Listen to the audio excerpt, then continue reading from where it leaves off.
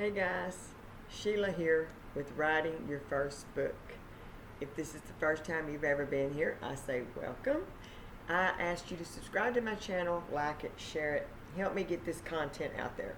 This content is every Wednesday and usually Fridays, but a lot of Wednesdays mainly right now because it's summertime. Different things are going on, vacation, just a lot of things are going on. It's summer. But I am definitely doing my best to make sure that I am at least putting out a video on Wednesdays. But every Wednesday, I try to express and explain a lot of writing tips and share that I have wrote these books. My first kind of like standalone book, it's a memoir, Life After the Mistake, New Beginnings. It is on Amazon. Right now, the paperback is $14.99. The ebook is $9.99. But I'm thinking about going in there and kind of changing the price on that, kind of knocking it down a little bit, but we'll see. So be watching for that. I'm thinking about taking the book down, about $3 or $4, and then turn around and taking the ebook down some too as well. But also, I have the How to Be Prosperous devotional on Amazon. I am writing, Lord's willing, 12 Be devotionals. And it is my new logo thing, Be Ministries, see, Be Happy. Everything is surrounding about bees. And if you've never heard it before, I actually read this in a book 4 or 5 years ago. This is 2021.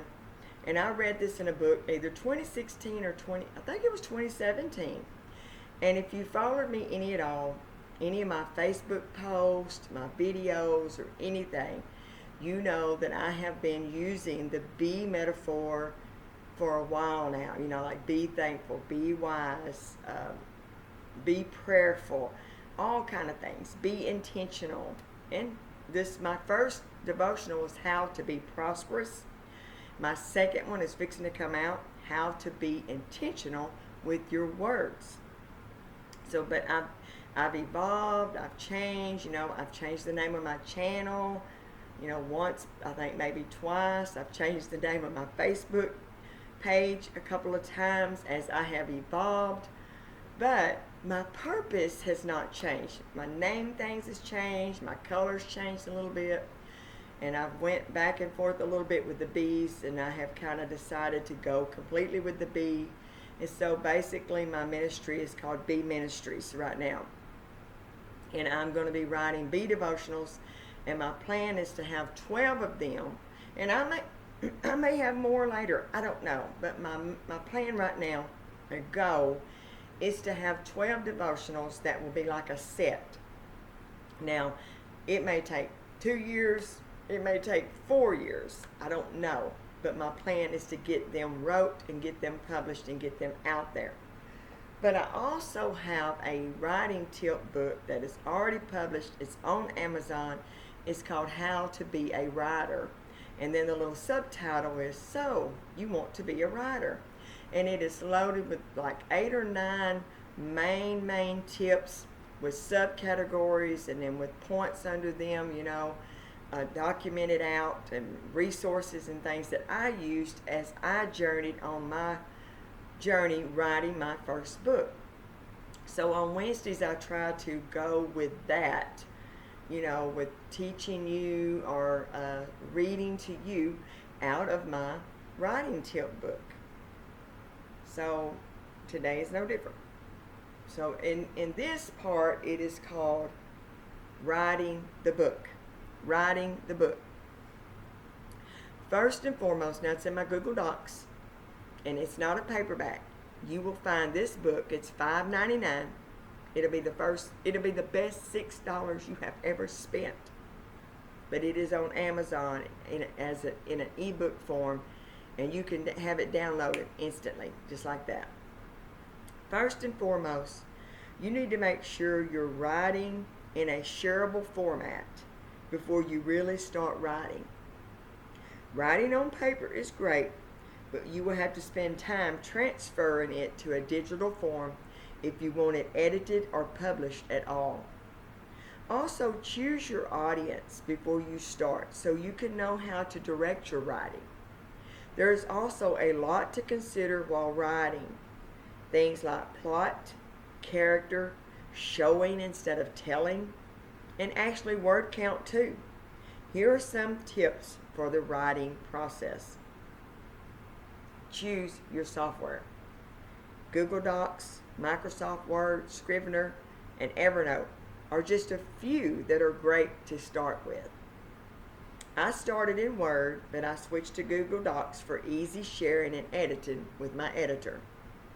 You can write the old-fashioned way, pen and paper. Just be prepared to transfer it to digital form. Putting it in digital form at the beginning will put you one step closer to your goal quicker. Find your audience. Who are you writing to? When you find that group of people that you are writing to, it will simplify your writing and help you to move forward at a faster pace. Will your target reader be young, old, broken from life's journey? Will they have trust issues? Do they need to forgive someone? Or could it be they need to forgive themselves? Are they men or women, husbands or wives, fathers or mothers? Readers that were adopted or abandoned at birth or at a young age? Narrowing down who your reader is can help you speak to that individual. Visualize one person that could benefit from your book and write to that person. Build plot with characters in mind. Each genre will take you on a different path, but at the end of the day, it boils down to a problem being solved or a plot being played out with a final resolve. Connect the reader to your main character from the start. Entice your reader to want to know more about your character. If possible, leave them hanging on every word that keeps them turning the pages. You want to be the voice for those that seem like they don't have a voice. Make your reader feel the power of your character, because usually a reader is reading your book because they can relate to the main ideal or the central point to your book. The plot needs a beginning, a middle, and an end. It needs the same effect as a trailer of a movie. You will see a scene that makes you want to watch the movie. You may start your first paragraph with the middle of the story to catch the reader's emotions. Then you will ease your way back to where it all really began. Then you can take the reader from beginning to end. Create essential conflict. Your characters need that opposite side effect, one good and one bad, so to speak. The right against the wrong, the betrayed against the betrayer. If you don't have this conflict, you will lose your readers. Nonfiction needs a victim, even if the person has brought the karma on themselves. Maybe you have made mistakes in your life. You make a turnaround, but people will not let you live that mistake down, or maybe something always seems to stand in your way. When you overcome the odds, it will be a win-win story. Fiction will need a hero, or maybe a bad character that turned against his fellow evil friends. Conflict is key, and a good resolution will leave your readers satisfied. Include a protagonist and an antagonist. These two will be essential characters that will have tension or conflict.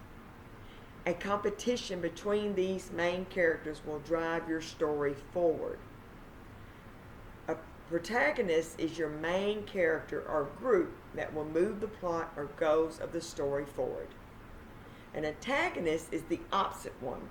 Sometimes they are the villains, but not always. The antagonist doesn't even have to be human. It can be a movement or sickness, etc. Maybe your main character has cancer or struggles with depression. and word count matters.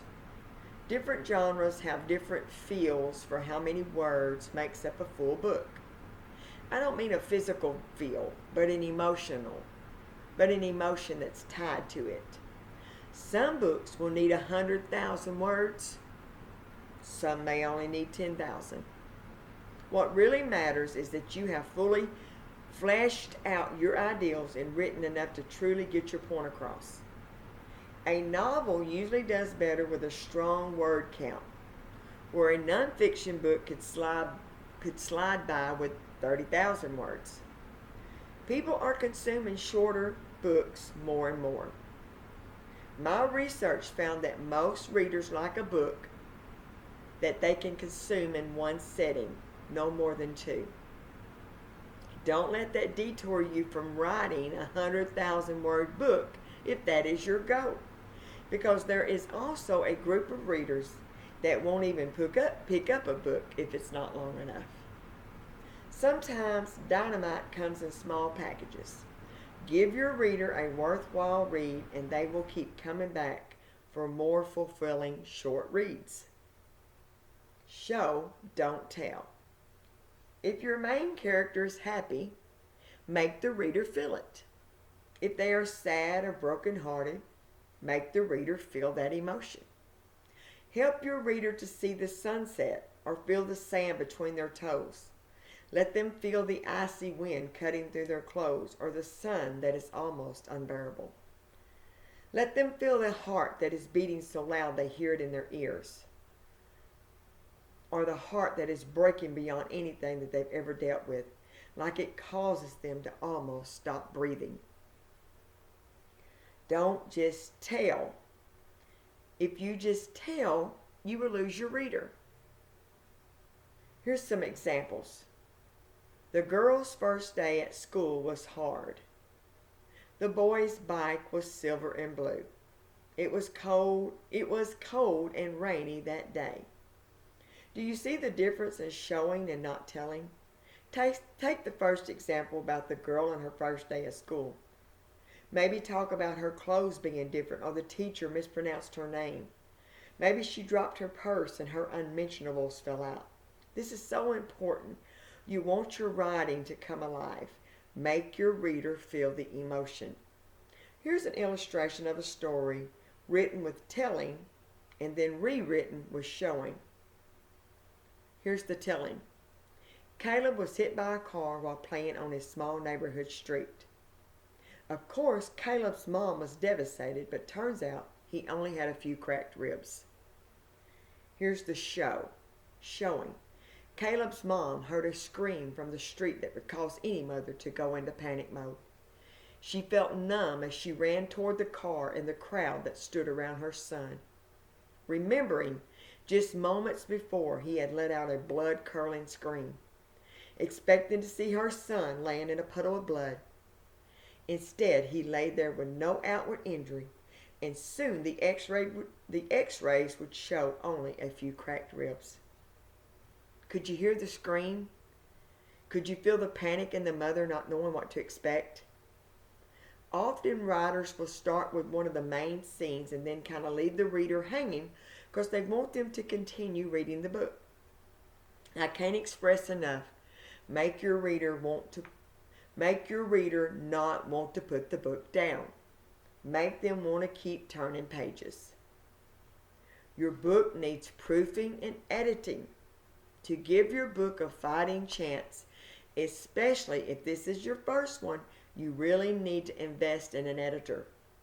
Ask around and see if you have connections that can help you, reasonably priced. Different editors will have different prices. Be prepared to spend at least $500 on a good editor if your book is around 30,000 words, but it is well worth the investment. You can find current freelance editor rates at there's a place there that shows you where you can find them. Grammatical errors are incredibly distracting to readers. Even just a few errors can make readers want to throw your book out. A professional editor will help in the overall development of your writing. They can spot weak places, They can spot areas that may be confusing to the reader and assist you on how to bring it out to a better view or understanding. They can share ideals that could bring different scenes to a climax and leave your reader wanting more. Does your book need editing? Yes. Can you edit your own book? Yes, you can if you're already an advanced writer.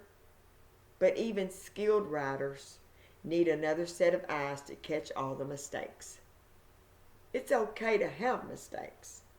You can definitely comb through your book many times and adjust some areas just by rereading your manuscript. You can get some friends to read your draft. Hopefully they are knowledgeable of flow and keeping your reader engaged. Proofreading. Know the difference between proofreading and editing. Proofreading is basically checking for errors in a text before it's published or shared. It is usually the very last stage of the writing process. This action will fix minor spelling and punctuation mistakes, typos, formatting, and inconsistencies. You don't want your book going out with spelling errors, bad grammar, or typos. Even at your best, it can still have some. Give yourself permission to not be perfect. Remember, as you move forward in your writing journey, you will make new friends and become connected to other people on the same journey. I wanted to share just a short personal story in this section of editing. I will not go into every detail, but I feel this will encourage you to start where you are with what you have. Okay, yeah, it's fixing to be over. About 5 months into my first book, I became connected to another author through Facebook. I only had one mutual friend with her. She actually commented on this man's post about helping him get a book written. I replied to her comment about needing help with my book. This one comment would open up a great door of opportunity for me. We became great friends. Then for about 6 months or so, she came along beside me and helped me develop my first book. Get this, for free. She gave me so much guidance, even passing me on to another lady in the editing and proofreading department, and the rest has been history.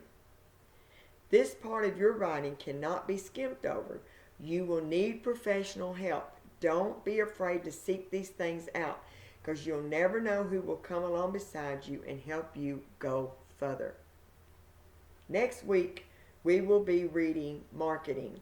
But this week, we read, it was a little lengthy, this one was, but we read in my How to Be a Writer, and this section, this chapter was called Writing the Book. And maybe it could have been broke up. It could have maybe made 2 sections, but this was all in the section of writing the book. You just got to start. So guys, I don't know if I will be back Friday or not, but I tell you what, I may make a video tomorrow and finish this here, because I have been reading through How to Be Prosperous on Fridays. But last week I actually did it on Thursday and put it out, and I may do the same thing this Thursday. I may finish, because I think I've got one more day to read and I will be through reading this. But guys, I want to share a little bit of info that I've got my books. I've got this book with a new cover. And my second book, my second devotional is almost finished. It is How to Be Intentional with Your Words. But they both are going to look different. They're going to have the same like design, but they're just going to have different colors and different titles. But now this was good. I loved it for the time that it came out, because it's a bee and he's studying the Bible and he's getting great ideals.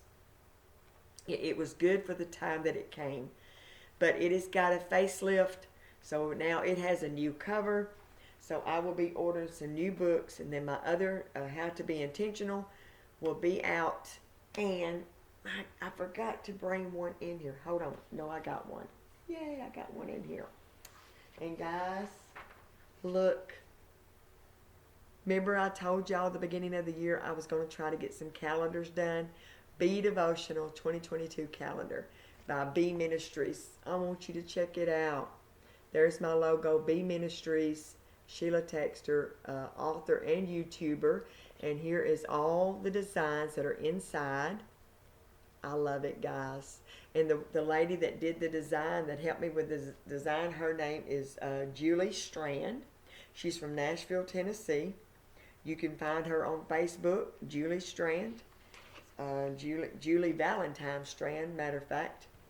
But let me kind of show you. Look at the first. There is contact numbers. You can put contact numbers, emergency numbers. And here's a bio about me, the books that I already have on Amazon. And then, of course, each month has a devotional. It has a scripture, and it has a place down here for notes. It has the next month. I am so excited, guys. Now, these are not on Amazon because they don't have like an ISBN number or nothing like that. I'm hoping before the summer is over, I will have my website will be set up better, or I will have my stuff on Etsy or Shopify, and I'm going to sell my own stuff. But if you want one of those calendars, you can look me up on Facebook, Sheila Texter. I'm on Facebook. I have a Facebook page also for B Ministries. It's just B Ministries, Sheila Texter. You can message me.